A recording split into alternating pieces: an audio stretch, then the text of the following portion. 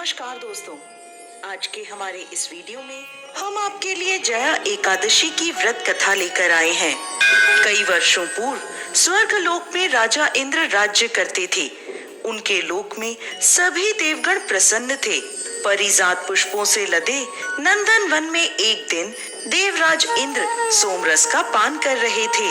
अप्सराएं उन्हें प्रसन्न करते हुए नृत्य प्रस्तुत कर रही थीं और कई गायक सुंदर संगीत प्रस्तुत कर रहे थे।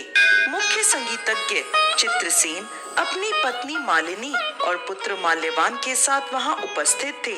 वहां एक पुष्पवती नाम की अप्सरा भी थी जो माल्यवान की तरफ आकर्षित हो गई। उन दोनों को एक दूसरे के प्रति आकर्षित देख देवराज इंद्र क्रोधित हो गए और बोले, हे मूर्ख, तुम दोनों मुझे प्रसन्न करने का आडंबर कर रहे हो, लेकिन तुम दोनों की एक दूसरे के प्रति आसक्ति मुझे स्पष्ट दिख रही है। इस भरी सभा में तुम दोनों ने मेरा अपमान किया है। मैं तुम्हें श्राप देता हूँ। तुम दोनों इसी क्षण पिशाच योनि धारण कर लोगे, पति पत्नी के रूप में मृत्यु लोक में जाओगे और वहां अपने पाप कर्मों का फल भुगतोगे। इंद्रदेव के कठोर वचन सुनकर माल्यवान और पुष्पवती अत्यंत लज्जित हुए और उसी क्षण वो दोनों पृथ्वी लोक पर हिमालय के शिखर पर पिशाच के रूप में आ गए। चारों ओर बर्फ ही बर्फ थी, ना खाने को कुछ था और ना ही पीने को। वो ठंड से कांप रहे थे। उन्होंने एक गुफा में शरण ले ली। एक दिन माल्यवान ने अपनी पत्नी से कहा, ना जाने हम कौन से पाप कर्मों को भुगत रहे हैं। इस प्रकार दोनों ठंड में गुफा में बैठे रहे।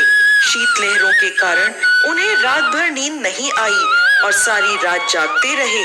भगवान श्री हरि का ध्यान करते रहे। संयोग से वह दिन जया एकादशी का था। उस दिन कुछ भी ना खाने पीने और रात्रि जागरण करने से उन दोनों ने पिशाच का शरीर त्याग दिया और अपना दिव्य शरीर धारण कर लिया। एक दिव्य विमान उन्हें स्वर्ग ले गया। उन्हें देखकर देवराज इंद्र आश्चर्य में पड़ गए और पूछने लगे, तुमने ऐसा कौन सा पुण्य किया है जो तुम्हें मेरे इस श्राप से मुक्ति मिल गई? तब माल्यवान बोला, हे राजन, यह तो भगवान श्रीहरि की कृपा से हुआ है। हमने अनजाने में उनकी प्रिय जया एकादशी का पालन किया, जिससे हमें यह दिव्य शरीर प्राप्त हुआ है। यह सुन इंद्रदेव बोले, श्री हरि की भक्तिमय सेवा से मैं तुम्हें स्वर्ग में पुनः स्थान प्रदान करता हूँ।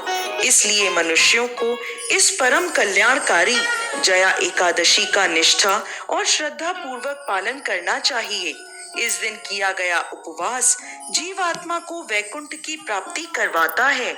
जो भी व्यक्ति इस कथा का श्रवण या पठन करते हैं, उन्हें अग्निष्ठोम यज्ञ का फल प्राप्त होता है। जय श्री हरि विष्णु।